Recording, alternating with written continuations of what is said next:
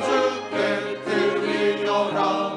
만왕의 왕주 예수께 그의 이름 복이 떠나 찬양을 받으소서. 눈들어 머리들 지어라. 주를 맞으라. 어느 나라 외쳐라. 영광의 왕 들어가신다. 멸류관 주께 드리어라. 만왕의 왕주 예수께 그의 이름 복이 떠나 찬양을 받으소서. 그의 이름 복이 떠나 찬양을 받으소서. 온 백성 주 예수.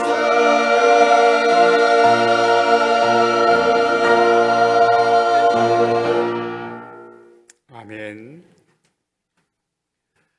오늘은 일반적으로 예수님께서 예루살렘 성으로 낙이 타고 입성하신 날을 기념하는 종려주일로 지키고, 오늘부터 한 주간 동안이 고난주간이 시작되므로 고난주일이라 이렇게도 부릅니다.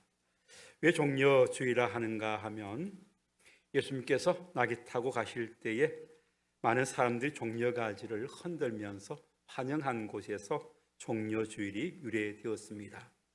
이스라엘 사람들은 종려나무를 승리와 번영의 상징으로 여겼습니다. 그래서 저들은 환영하고 할 때에 종려가지 흔드는 것들을 기쁨으로 여기면서 흔들었던 것을 봅니다. 그러면서 저들이 호산나 이렇게 찬양했다고 하는데, 호산나는 오 우리를 구원해 주소서라는 뜻입니다. 이스라엘 백성은 이미 시편 118편 25편에도 보면 이런 짧은 기도문을 하나님 앞에 자주 올려드렸습니다. 여호와여 우리가 구하옵나니 이제 구원하소서. 여호와여 우리가 구하옵나니 이제 형통케 하소서라는 이런 짧은 문구를 늘 하나님 앞에 기도했기 때문에 호산나 이러한 구호는 그들에게 굉장히 익숙한 그런 구호로 볼 수가 있습니다. 이렇게 호산나라고 부르는 가운데에 예수님이 이 땅에 오신 목적이 무엇인가라는 것을 우리에게 보여주고 있어요. 그분은 우리를 구원하러 오신 분이구나. 구원자이기 때문에 우리를 구원하소서 이렇게 외치는 것을 보게 됩니다. 마태는 예수님이 이 땅에 처음 탄생하셨을 때에 그 이름을 우리에게 얘기해 주었어요.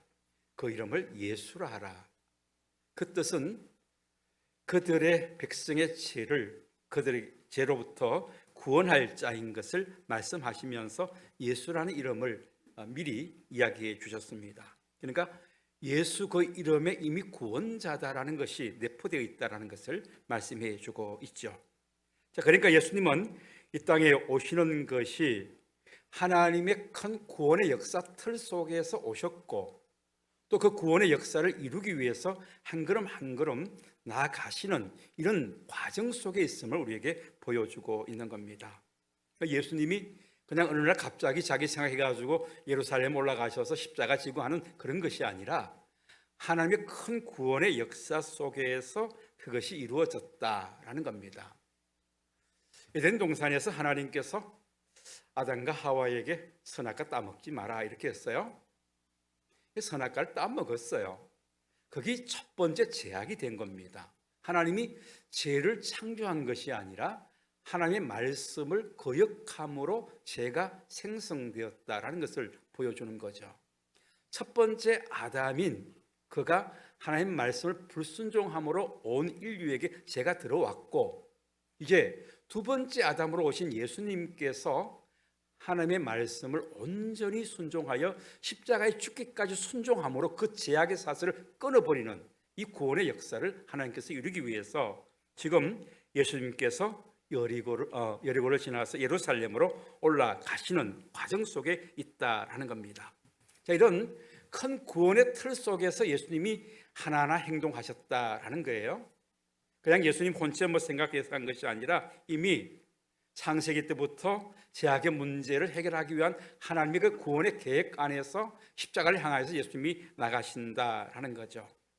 자, 이것을 이제 알려주기 위해서 첫 번째로 예수님께서 베드로가 주는 그리스도시요 살아계신 하나님의 아들입니다라는 온전한 신앙 고백을 하고 난 다음부터 십자가에 대한 이야기를 서서히 시작하는데 3회에 걸쳐서 이야기를 하죠.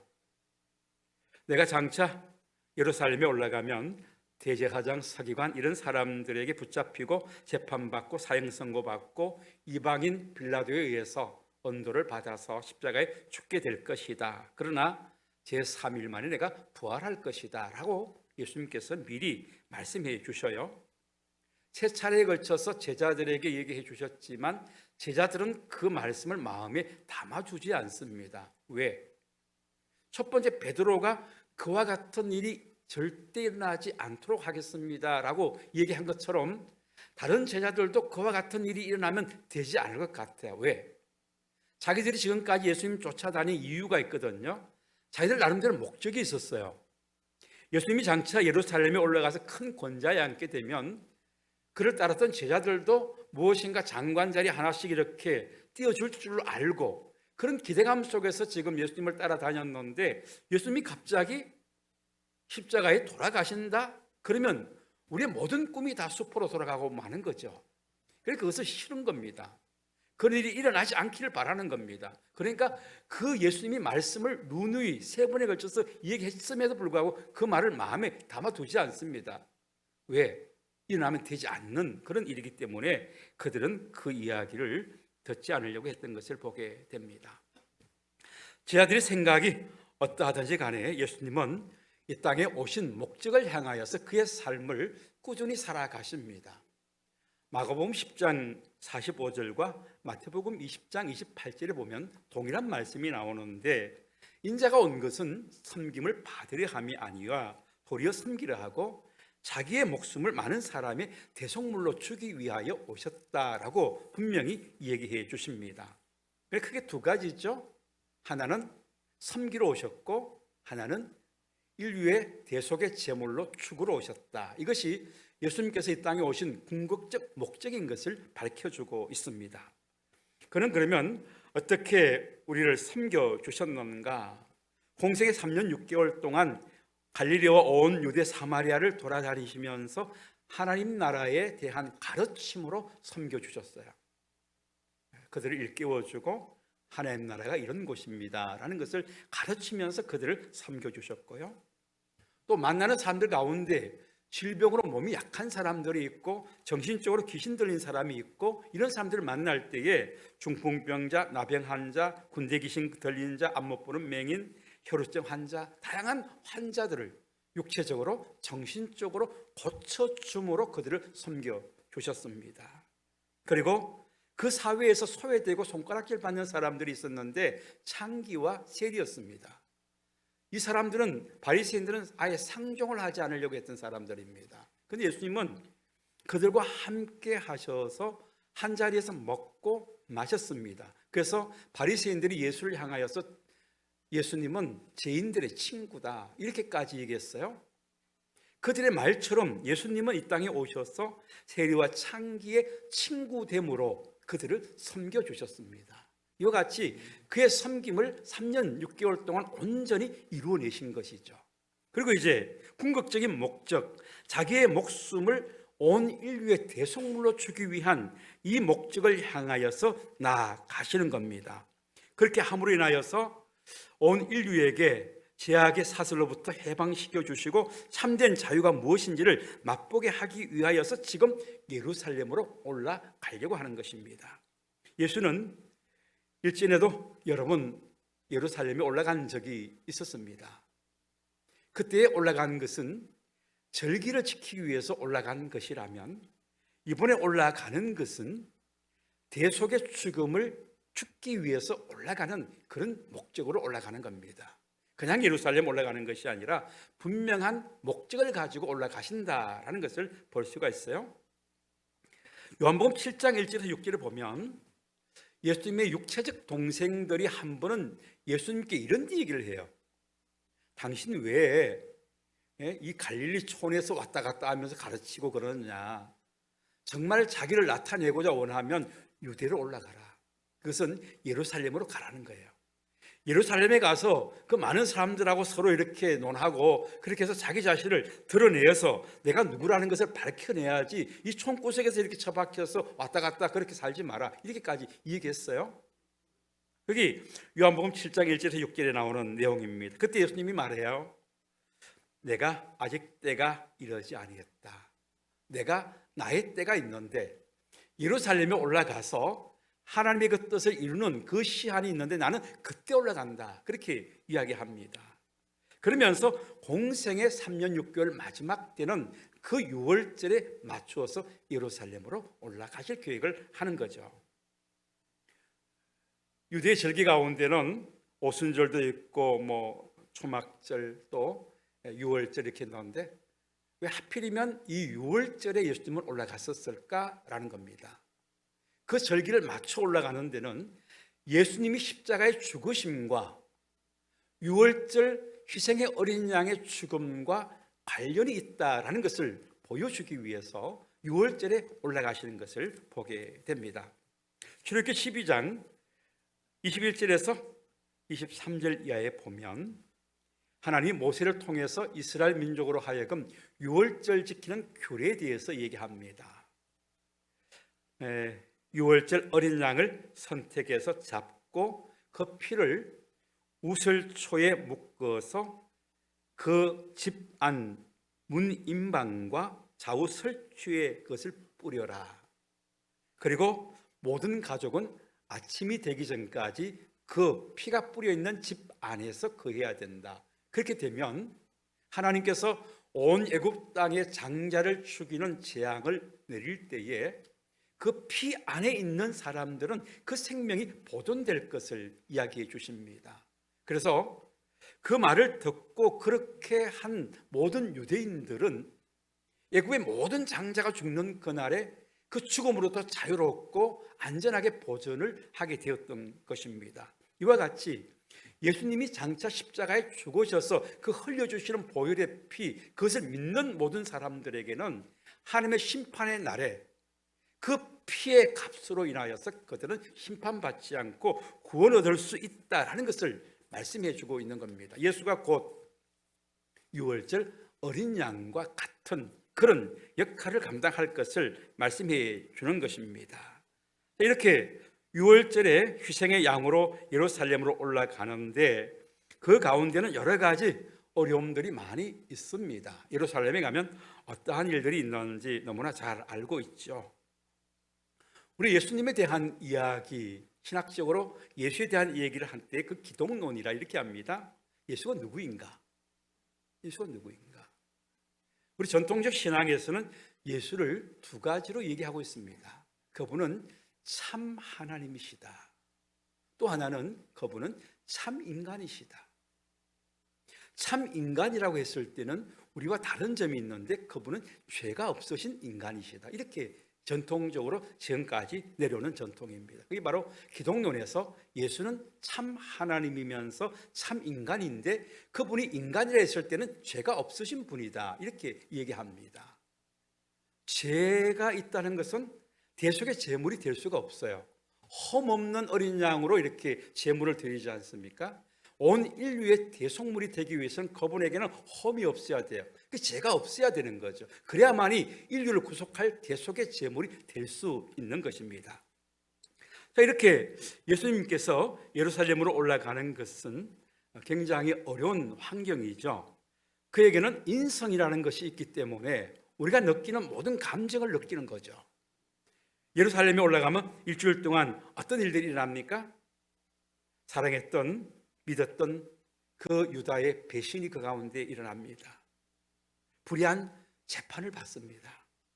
그리고 그 재판받는 과정에서 그렇게 나는 죽는 데까지 따라가겠다고 했던 베드로의 부인이 나타나게 되고요. 그리고 모든 제자들 다 도망가고 마는 이런 현상이 일어나게 되는 겁니다. 그러니까 예루살렘에 올라가면 배신과 모욕과 수치와 십자가가 기다리고 있어요. 그것이 예루살렘이에요. 그런데 그 예루살렘을 향하여 예수님이 인승을 가지고 나가실 때 그 마음의 고통이 얼마나 컸겠는가라는 것을 우리가 생각해 봐야 된다는 거죠. 그저 신적인 그런 능력으로 올라간다면 문제가 되지 않지만 그분은 참 인간이시기 때문에 자기가 당할 그 모든 고난을 기억하면서 올라가셨다라는 것을 말씀해 주고 있습니다. 그래서 그 길이 예수님께는 굉장히 무거운 길이고 고난의 길이었다라는 겁니다. 구체적으로 예수님께서 예루살렘을 올라가는 과정을 보면 나귀를 타고 올라가셔요. 외형적으로 보면 뭔가 전쟁에서 승리하고 올 때에 개선 장군들이 준마라는 아주 좋은 말을 타고 이렇게 들어가는 것에 비하여서 예수님은 어린 나귀 새끼를 타고 들어가신다라는 겁니다. 이것은 스가랴 9장 9절에서 너희 왕은 겸손하여서 어린 새끼 나귀를 타고 오신다라는 말씀을 성취시켜 주시는 거죠. 예수님은 전쟁하는 그런 왕이 아니라 섬기며 사랑으로 겸손하게 섬겨주는 그런 왕으로 오시는 것을 외적으로 보여주는 그런 장면이기도 한 것입니다.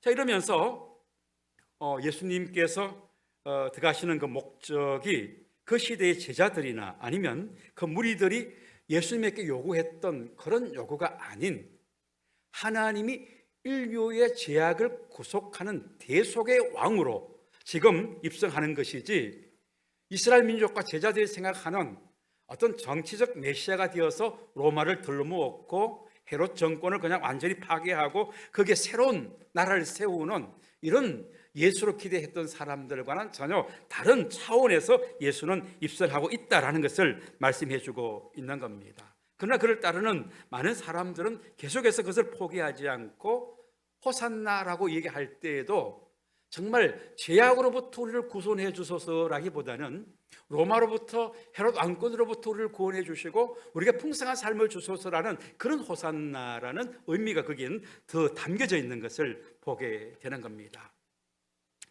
자, 이렇게 벳박이라는 곳에 와서 예수님이 이렇게 행렬을 갖추어서 나아갑니다. 감람산 벳박에, 감람산은 우리가 올리브 나무가 많은 그런 나무이기 때문에 올리브 산이다, 또 옛날 이름으로는 감람산이다 이렇게 이야기하죠. 지금도 그 겟세마네 동산에 가보면은 이 올리브 나무가 한 몇백 년 된 것 같은 아주 아름드리 이런 그 올리브 나무를 만날 수가 있습니다.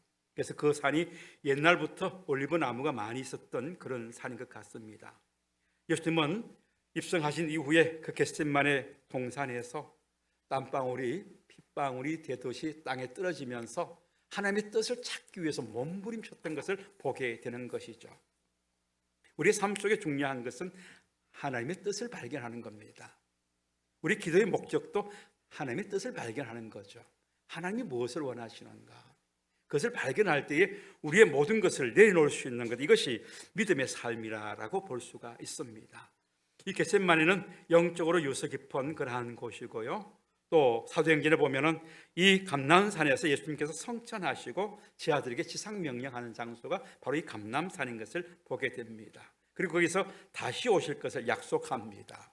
이런 장소이기 때문에 지금도 가보면 그곳에는 예수님 성천 기념교회가 세워져 있는 것을 보게 됩니다. 이 감람산 위에서 예루살렘이 이 밑으로 이렇게 보이는데 한 2차선 될 만한 이 도로가 형성되어 있어요. 내리막으로 이렇게 쭉 되어 보여집니다. 그 위에서 이렇게 보시면서 그렇게 예루살렘을 향하여서 나가셨다라는 겁니다. 그 지역에 순례하는 순례자들은 그곳에서 예수님께서 나귀 타고 이곳에 지나가셨을 때 어떠한 마음이 있을까, 그것을 묵상하면서 그때를 생각하면서 은혜를 누리게 되는 것을 경험하게 됩니다. 자, 이런 행렬 가운데에서 예수님이 이제 입성하는 과정 속에서 보면 한 4분 정도의 특별한 그 헌신자들을 예수님이 만나게 되는 것을 보게 됩니다. 첫 번째 예수님께서 입성하시는 곳에 헌신하는 사람은 예수님의 제자 중에 2사람이에요. 제자 중에 2사람인데 이들은 말씀에 순종함으로 예수님께 헌신해요. 벳박이라는 곳에서 예수님께서 두 제자를 이렇게 세워서 너희들은 맞은편 마을로 가라. 거기 가면 그 마을 어귀에 아직 사람이 타보지 않은 어린 나귀가 메어 있는 것을 보게 될 것이다. 그러면 너희들이 그것을 풀어서 내게로 가지고 와라. 혹시 풀 때에 누군가 무엇 하기 위해서 나귀 풉니까? 이렇게 하면 주께서 쓰시겠다라고 얘기하라는 거예요. 그러면 그것을 허락해 줄 것을 이야기해 줍니다. 여러분이 그 두 제자라고 한번 생각해 보세요. 여러분이 그 두 제자라고 생각하는데 예수님이 내보고 예약했는지 안 했는지도 모르겠는데 맞은편 마을에 가면 이렇게 나귀가 있고 그 풀 오라고 하는데 또 누가 왜 가기 가냐 하면은 주가 쓰시겠다 이런 거 명령을 받았어요. 갈 때에 좀 의아해하지 않을까요? 정말 낙인이 있을까? 풀어올 때 정말 그냥 허락해 줄까? 이런 생각들이 굉장히 있을 수 있잖아요. 그런데 이 두 제자들이 거기에 대해서 전혀 예수님께 반문하지 않아요. 이게 중요한 겁니다. 우리가 주님의 명령을 받고 살아가는 사람들은 항상 주님께서 말씀하시면 그 말씀한 것을 의지해서 순종하고 나가면 돼요. 나가다가 막히면 다시 어디로 간다? 주님께로 가는 거죠. 주님, 명령하고 순종해 나갑니다. 그런데 이런 게 일어납니다. 어떻게 할까요? 다시 주님께로 나가는 것, 이게 믿음입니다. 이거 가장 잘한 사람이 누군지 아면 구약의 모세입니다. 모세가 하나님께로부터 고난받는 이스라엘 민족을 출애굽시키라고 그래요. 이거는 뭐 오늘 이 두 제자에게 한 이야기보다 더 엄청난 사건이잖아요.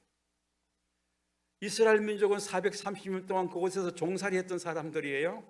군인이라고 뭐 찾아볼 수 없는 그런 사람들입니다. 그런데 그 당시 애굽은 최고의 병력을 가지고 있는 기마병을 가지고 있는 이런 용사가 있는 그런 나라입니다.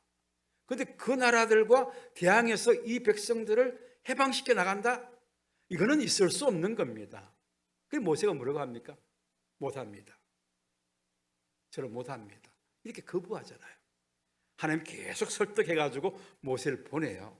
마지막에 설득당해서 가죠. 가서 그들을 10가지 재앙을 통해서 이끌어냅니다. 광야길 걸어가는데 문제가 한두 가지 일어나는 것이 아니에요. 물 없다고 돌 들죠. 배고프다고 돌 들죠. 뭐 불뱀에 물렸다고 돌 들죠. 뭐 여러 가지 막 순간순간마다 문제가 일어날 때마다 돌을 들고 모세에게 덤빕니다. 그럴 때 모세가 어떻게 합니까? 그 사람들을 대항하지 않아요. 이 일을 시킨 사람이 누구다? 하나님이다. 그래서 그는 하나님께 나가는 거죠. 하나님, 이 백성이 물이 없다고 합니다. 그래, 반석을 치라. 물 내주죠. 이 백성이 배고프다고 합니다. 하늘에서 내가 만나줄게. 그 만나주시죠. 이들이 불뱀에 물려서 지금 어쩔 줄 모릅니다. 구리뱀 만들어. 그 보라고 해. 이 답이 다 어디에 있어요? 하나님께 있는 겁니다. 이게 하나님의 사람들은 어떤 문제가 있으면 하나님께 나가는 거예요. 하나님께 나가서 하나님 이런 문제가 있어요. 주님 말씀 순종하고 나가는데 이런 문제가 있습니다. 어떻게 할까요? 거기 답을 찾는 거죠. 그 답을 가지고 살아가는 사람들이 하나님의 사람들입니다. 바로 이 두 사람들도 그 심부름을 그렇게 가는 거잖아요. 내 마음대로 가는 것이 아니라 예수님 말씀 듣고 심부름 가는 거예요. 심부름꾼은 뭐 해야만 돼요? 심부름 시킨 사람의 그 말대로 순종하면 돼요. 갔어요? 마을에 가니까 정말 나귀 새끼가 떡하니 있어요. 놀랬겠어요? 안 놀랬겠어요? 이 나귀 새끼 정말 있구만. 이렇게 생각하면서 나귀 새끼를 되게 기뻤을 것 같아요. 그 다음에 뭐 해야 돼요? 보는 것까지는 괜찮아. 풀어야 되잖아요. 풀어야 가야 된단 말이에요. 이 주님이 쓰기 위해서 풀어가지고 가야 되는데 그거 보니까 사람들이 몇 서 있는 거예요. 풀면서 어떻게 했어요? 눈치 한 번씩 봤겠죠. 그러나 속에 마음속에는 어떤 마음이 있는가 하면은 나귀 왜 푸십니까? 이렇게 물을 것도 은근히 기대할 것 같아요. 그런데 이 사람들은 이미 그 물어보면 자기 안에 대답할 뭐가 있다? 답이 있다. 그렇죠? 이미 답을 안고 그 나귀를 푸는 거예요. 그러니까 아니나 다를까 푸는데 그 섰는 사람 중에서 낙이 새끼 풀어서 뭐 하려고 합니까? 이렇게 묻습니다. 담대하게 얘기하죠. 누가 얘기했어요? 예수님이 얘기했기 때문에. 주께서 쓰시려고 합니다. 주께서 쓰시려고 합니다. 그대로 얘기했었어요. 그냥 뭐 자기가 뭐 다른 말 붙이도 안 했어. 그냥 주께서 쓰시려고 합니다. 이러니까 주인이 그것을 허락했어요. 이 사람들이 얼마나 기뻤겠어요. 아, 주님 말씀하는 대로 순종만 하면 되는구나. 순종하면 나가면 거기 문제 있을 때마다 답을 그때그때 주고 또 그 말씀을 전해주면은 이 문제가 다 해결되는구나 하는 것을 그들은 경험하게 된 거죠. 이게 믿음입니다. 믿음으로 사는 사람들은 그 순간순간마다 하나님의 음성을 듣고 하나님이 원하시는 것이 무엇입니까? 하나님께 그 답을 찾아가는 사람들이 믿음의 사람입니다. 이렇게 예수님께서는 이와 같이 두 제자들의 그 순종함으로 그들이 예수님의 입성하는 데에 아주 중요한 임무를 잘 감당함으로 두 제자의 충성을 보여주었던 것을 보게 되죠. 아울러서 예수님은 이 마지막 때에 이르러서는 자기의 신적 능력을 제자들에게 또 많은 사람에게 보여줍니다. 어떻게 보여줍니까? 너희들 거기 가면 그거 있어. 이렇게 해서 정말 갔을 때 그것이 있잖아요. 신적인 초능력적인 것을 보여주는 겁니다. 성 안에 들어가서도 마지막 만찬 잡수실 장소 찾을 때도 그 물길로 가는 여자 따라가라 그러잖아요. 이 신적인 그런 모습, 전능성을 보여주는 것을 이때부터 더 분명하게 나타내주고 있는 것을 봅니다. 그 다음에 낙이 그 주인이 이제 준비된 헌신자다 이렇게 볼 수가 있는데요. 자, 이 두 사람이 와가지고 낙이 푸는데 자기가 지금까지 잘 길렀는데 한 번도 타보지 않은 것을 다른 사람이 타겠다, 주께서 타겠다 할 때 이게 선뜻 내주는데 뭐 아무나 그렇게 내줄 수 있을 것 같아요. 내 낙인데 그것을 타려고 나도 안 타본 것을 뭐 주께서 타신다고 데리고 가려고 하는데 아무나 그렇게 뭐 내줄 수 있는 마음이 잘 안 생기잖아요. 그러면 이 사람은 분명히 영적으로 하나님께로부터 이런 계시를 받았을 것으로 우리가 추정해 볼 수 있어요.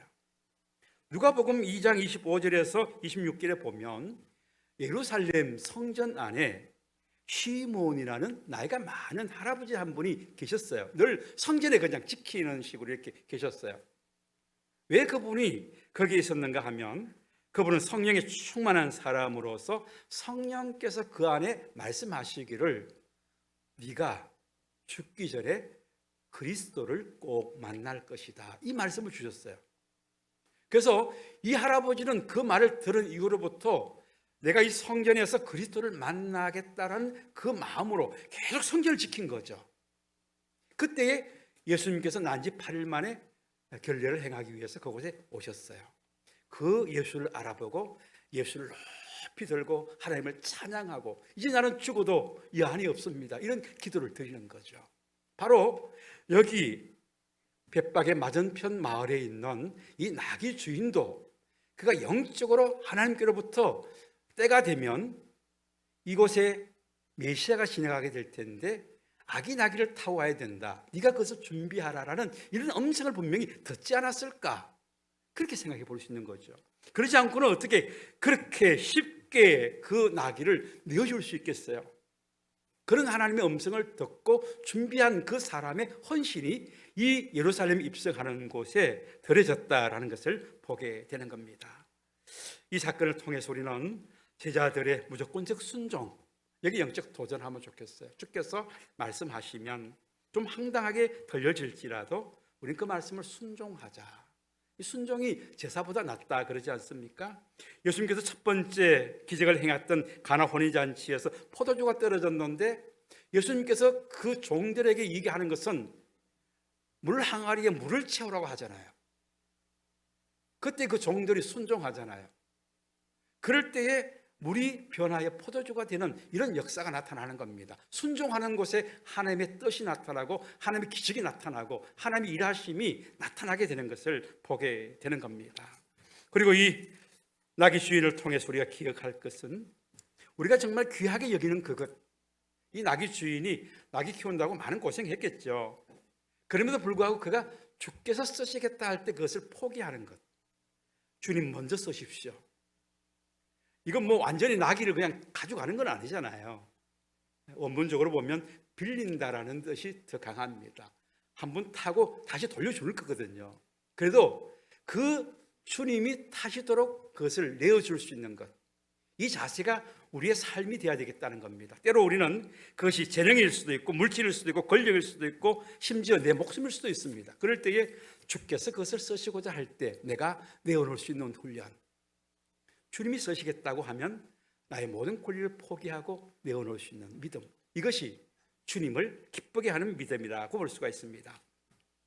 세 번째는 그 옷을 제자들과 무리들이 펴서 헌신했습니다. 나귀 안장을 만들어주고 또 길바닥에다가 이렇게 자기의 겉옷을 깔았습니다.